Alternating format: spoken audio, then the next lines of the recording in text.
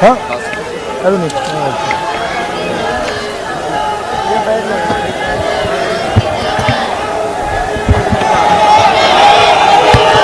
काजी जी, देवेंद्र यादव जी है मेरे पास वो, प्रताप सिंह बाजवा जी, बाजवा जी नहीं है, गुरजीत औजला जी, उदित राज जी, रमेश कुमार जी, हमारे कैंडिडेट्स जेपी पनवर जी, आइए यहां आगे आ जाइए, चंडेला जी, हरबंस कौर जी, पीएस बावा जी,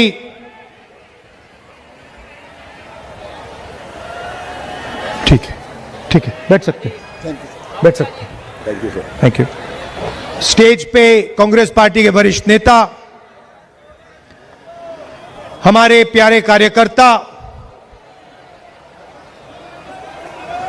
भाइयों और बहनों, दिल्ली के भाइयों और बहनों और प्रेस के हमारे प्यारे मित्रों,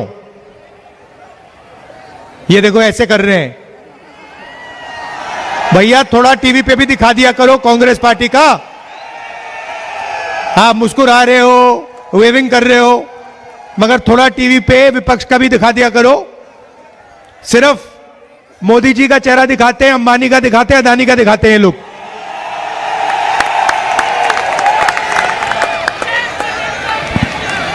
तो भाइयों और बहनों, विचारधारा की लड़ाई है। एक तरफ संविधान, कांग्रेस पार्टी, भाईचारा, एकता, मोहब्बत, और दूसरी तरफ बीजेपी और आरएसएस 400 पार, संविधान को खत्म करने की विचारधारा, नफरत, हिंसा, इन दोनों के बीच में लड़ाई है। कांग्रेस पार्टी, गांधी जी, अंबेडकर जी, नेहरू जी ने मिलकर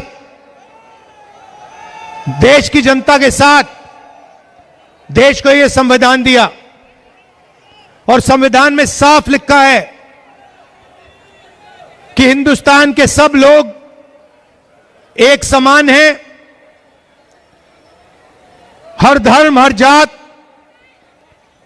हर भाषा, हर व्यक्ति की रिस्पेक्ट होनी चाहिए, भाईचारा होना चाहिए।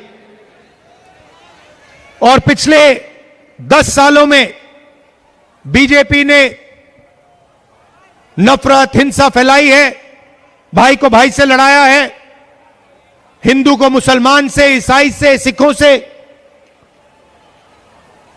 एक जात को दूसरी जात से, एक भाषा को दूसरी भाषा से। 4000 किलोमीटर कांग्रेस पार्टी चली, कन्याकुमारी से कश्मीर तक हम चले, और एक ही लाइन थी, एक ही बात हमने बोली, नफरत के बाजार में मोहब्बत की दुकान खोलनी है। और हमने कहा कि नफरत से, हिंसा से यह देश आगे नहीं बढ़ सकता है। भाइयों और बहनों, आपने देखा होगा नरेंद्र मोदी जी, आरएसएस और बीजेपी के लोग हर टाइम आपके ध्यान को भटकाने की कोशिश करते हैं। कभी आपको कुछ बोलेंगे, कभी फिर और कुछ बोलेंगे, और जो आपकी समस्याएं हैं, आपके जो मुद्दे हैं, उसके बारे में ना बीजेपी बोलेगी, ना मोदी जी बोलेंगे, ना हमारे प्यारे मीडिया के मित्र बोलेंगे। आपने कभी देखा है, आपने मीडिया में अंबानी जी की शादी होते हुए देखी? वहां डांस गाना देखा? बॉलीवुड, क्रिकेटर सब देखे? 8-10 करोड़ रुपए की घड़ी देखी, मीडिया में सब आया। दिल्ली में जो गंदा पानी है, जो पोल्यूशन है, जो बेरोजगारी है, जो महंगाई है, उसके बारे में आपने मीडिया में कभी देखा है? कुछ नहीं दिखाते। लक्ष्य है नफरत फैलाओ, लोगों के ध्यान को इधर उधर करो, और जो जनता का धन है, जो जीएसटी आपके जेब में से रोज निकाली जाती है, जो पैसा नोटबंदी करके आपके जेब से छीना गया, वो पैसा हिंदुस्तान के सबसे बड़े अरबपतियों को पकड़ना है। 16 लाख करोड़ रुपए नरेंद्र मोदी जी ने 25 लोगों का कर्जा माफ किया है। मैं दिल्ली वालों से पूछना चाहता हूं, दिल्ली के व्यापारियों का, दिल्ली के स्टूडेंट्स का, दिल्ली के हाउसवाइफ्स का इन्होंने कितना कर्जा माफ किया है? 1 रुपया आपका कर्जा माफ नहीं किया है। आपके सामने महंगाई, बेरोजगारी, नोटबंदी की, जो पहले इंडस्ट्रीज हुआ करती थी, स्मॉल और मीडियम इंडस्ट्रीज जो थी, दिल्ली में थी, पूरे हिंदुस्तान में थी, जीएसटी ने, नोटबंदी ने उन सबको बंद कर दिया, खत्म कर दिया। आज हालत क्या है? प्राइवेट यूनिवर्सिटीज में, प्राइवेट कॉलेजेस में आप लाखों रुपए देते हो, मजदूरों के बच्चे प्राइवेट यूनिवर्सिटी कॉलेजेस में जाते हैं, प्राइवेट स्कूल्स में जाते हैं, सर्टिफिकेट लेते हैं, कोई इंजीनियर बनता है, कोई डॉक्टर बनता है, और फिर उसके बाद लाखों रुपए देने के बाद, मेहनत के पैसे देने के बाद आपको पता लगता है कि हिंदुस्तान में बेरोजगारी है, इंजीनियरिंग की डिग्री हो कोई मतलब नहीं, मजदूर का काम करना पड़ता है, कुली का काम करना पड़ता है। यह आज हिंदुस्तान की सच्चाई है। और दूसरी तरफ नरेंद्र मोदी मन की बात करते रहते हैं, मन की बात, मन की बात, मन की बात। हम अपनी मन की बात नहीं करने आए हैं, हम आपकी मन की बात सुनने आए हैं। और इसलिए हमने मैनिफेस्टो में आपसे पूछकर, आपसे सुनकर जो आपकी मांगे थी, हमने अपने मैनिफेस्टो में गारंटीज दिलवाई हैं। सीधा महिलाओं के बैंक अकाउंट में हम पैसा डालने जा रहे हैं, गैस सिलेंडर का दाम हम कम करने जा रहे हैं। तो यह लड़ाई विचारधारा की है। और कल परसों मैंने मीटिंग में एक बात बोली कि देखिए, इस देश में 50% पिछड़ा वर्ग है, कम से कम 50% पिछड़ा वर्ग है, 15% दलितों की आबादी है, 15% माइनॉरिटी है, मुसलमान, क्रिश्चियन, सिख, ईसाई, 8% आदिवासी है। अगर आप सबको जोड़ दो 90% इन लोगों की आबादी है। मगर आप हिंदुस्तान की कॉर्पोरेट इंडिया को देखो, प्राइवेट यूनिवर्सिटीज कॉलेजेस को देखो, मीडिया को देखो, जुडिशरी को देखो, 90% में से आपको इन संस्थाओं में, इन इंस्टीट्यूशन में एक व्यक्ति नहीं मिलेगा। आपको रिप्रेजेंटेशन मिल गई, मगर आपको भागीदारी आज तक नहीं मिली है। यह सच्चाई है। बजट का पैसा आप देते हो, जीएसटी का पैसा हिंदुस्तान के गरीब लोग देते हैं, 50% पिछड़ा वर्ग है, 15% दलित, 15% माइनॉरिटी, 8% आदिवासी, 90% आबादी आपकी है। जितनी जीएसटी आप देते हो उतनी जीएसटी अदानी अंबानी देते हैं। अगर हिंदुस्तान का सबसे गरीब व्यक्ति एक शर्ट खरीदे तो उस शर्ट के लिए जितना पैसा वो सबसे गरीब व्यक्ति देगा उतनी ही जीएसटी अदानी अंबानी देंगे। यह बिल्कुल बेईमानी है। आप पैसा देते हो, आपका कर्जा कभी माफ नहीं होता, आपके जेब से पैसा निकलता है, मीडिया और नरेंद्र मोदी मिलकर अदानी जी के साथ, अंबानी जी के साथ आपका पैसा लेते हैं, छीनते हैं। भाई और बहनों, इस पैसे को 90 लोग बांटते हैं, आईएएस अफसर हैं, बजट का हर पैसा ये लोग बांटते हैं।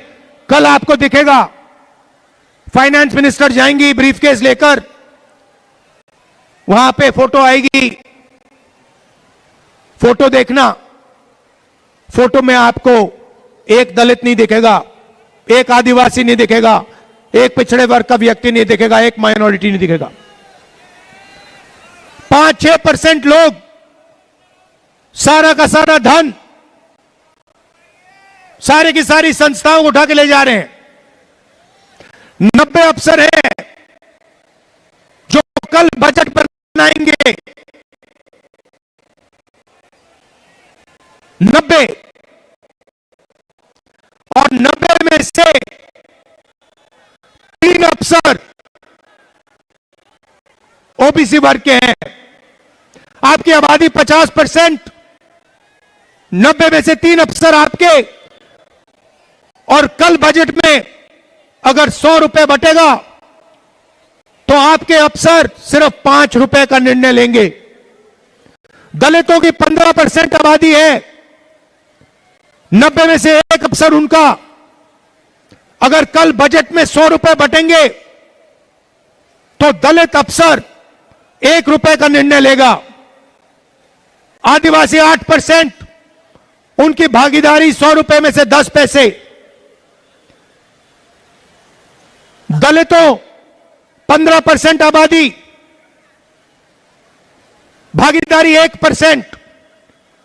पिछड़ा वर्ग 50% आबादी, भागीदारी 5%। सबको मिला लो 6%, 6 रुपए 10 पैसे 100 में से आपके।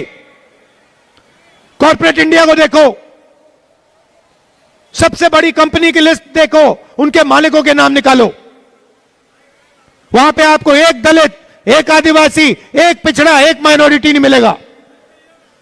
यह हिंदुस्तान की सच्चाई है।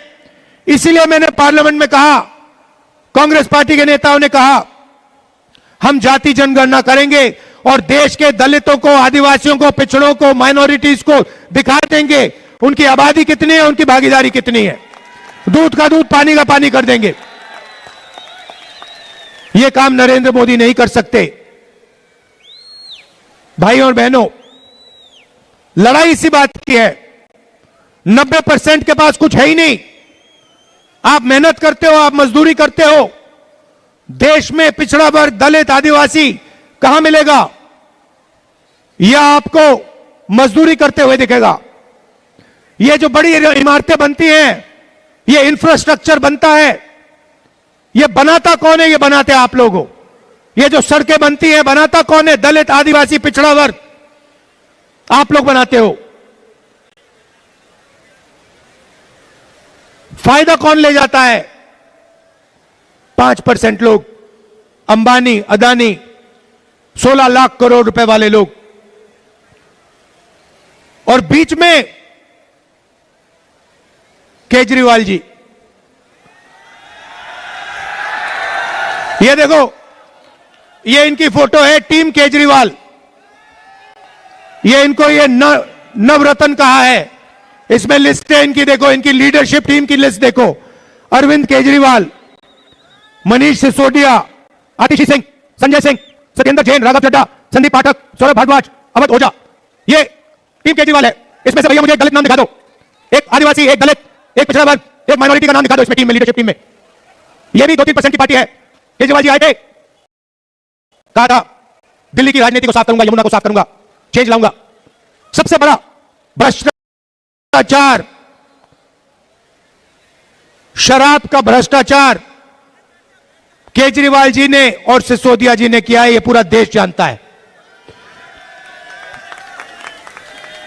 उन्होंने कहा था, 5 साल पहले कहा कि मैं यमुना का पानी पीऊंगा, यमुना में डुबकी लगाऊंगा। केजरीवाल जी, यमुना का पानी छोड़ दीजिए, यहां झुग्गी झोपड़ी का, दिल्ली का नॉर्मल पानी पी के दिखा दीजिए।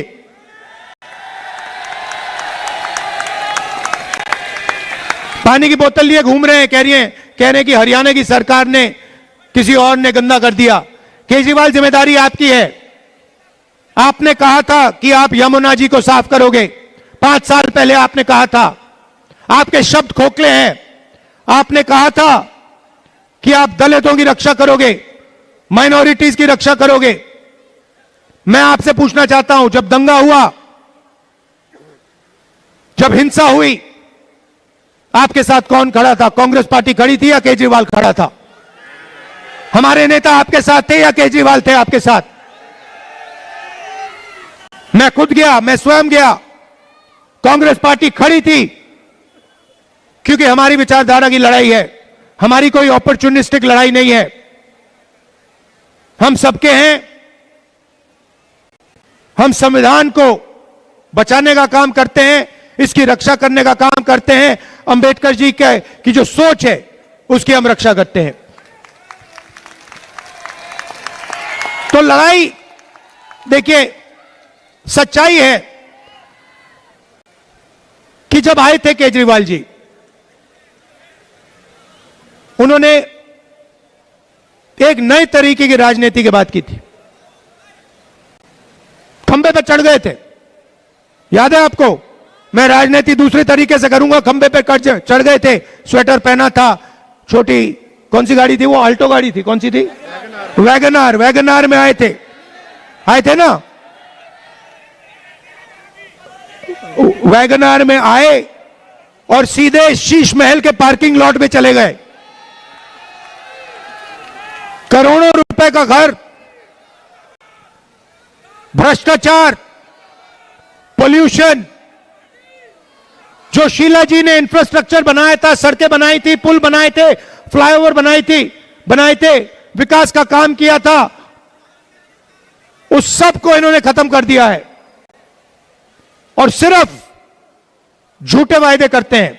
आप केजरीवाल जी की स्पीच सुनिए, मोदी जी की स्पीच सुनिए, एक के बाद एक झूठी बात बोलते हैं। मेरी स्पीच आप देख लीजिए। 2004 से मैं राजनीति में हूं। जब मैं कुछ कहता हूं, मैं करके दिखाता हूं। मेरी आप एक स्पीच दिखा दो जहां मैंने कहा कि भैया मैं यमुना जी को साफ कर दूंगा। एक स्पीच दिखा दो। नहीं हो सकता, क्योंकि मैं सच्चाई की बात करता हूं। जो किया जा सकता है मैं आपको वो कहूंगा कि भैया ये किया जा सकता है। मनरेगा स्कीम किया जा सकता है, कर देंगे। किसानों का कर्जा माफ किया जा सकता है, कर देंगे। दिल्ली में इंफ्रास्ट्रक्चर बन सकता है, फ्लाईओवर बन सकते हैं, कर देंगे। गरीबों को अधिकार मिल सकते हैं, हम कर देंगे। मगर झूठे वायदे मैं नहीं करूंगा आपसे, क्योंकि देखिए हमारा आपके साथ ये 10 साल पुराना रिश्ता नहीं है। ये हमारा रिश्ता, आपके साथ जो रिश्ता है, मेरा रिश्ता, प्रियंका का रिश्ता, मेरे परिवार का रिश्ता, ये मोहब्बत का रिश्ता है, ये राजनीतिक रिश्ता नहीं है।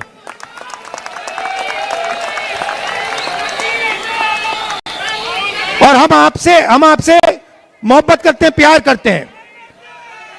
जैसे मैं अपनी बहन को देखता हूं, वैसे ही जैसे मैं अपनी मां को देखता हूं, बहन को देखता हूं, पिता को देखता था, वैसे मैं आपको देखता हूं। आप मेरे परिवार जैसे हो, मैं आपसे मोहब्बत करता हूं। तो मैं आपसे झूठ नहीं बोल सकता, यह सच्चाई है। अब आपके सामने चॉइस है, हमारे ये कैंडिडेट्स हैं। एक तरफ कांग्रेस पार्टी की विचारधारा, आ जाइए, यहां आ जाइए, आगे जाइए, नहीं यहां नहीं आइए, वहां आइए, मुझे जगह चाहिए थोड़ी। हाँ, ये हमारे कैंडिडेट्स हैं, इनको आप दिल से समर्थन कीजिए। दिल से समर्थन करोगे, दिल से। आप सबका बहुत बहुत धन्यवाद। शाम को ठंड में आप मेरी बात सुनने आए, इसके लिए आप सबको बहुत बहुत धन्यवाद। हिंदुस्तान में हम अरबपतियों की सरकार नहीं चाहते हैं। हिंदुस्तान में गरीब लोगों को रिस्पेक्ट होनी चाहिए, उनको रोजगार मिलना चाहिए, उनकी प्रगति होनी चाहिए और देश को चलाने में उनको भागीदारी मिलनी चाहिए। यही कॉन्स्टिट्यूशन में लिखा है, यही संविधान में लिखा है, यही हमारा काम है। आप सबका बहुत बहुत धन्यवाद। नमस्कार, जय हिंद। भैया नमस्ते। नमस्कार।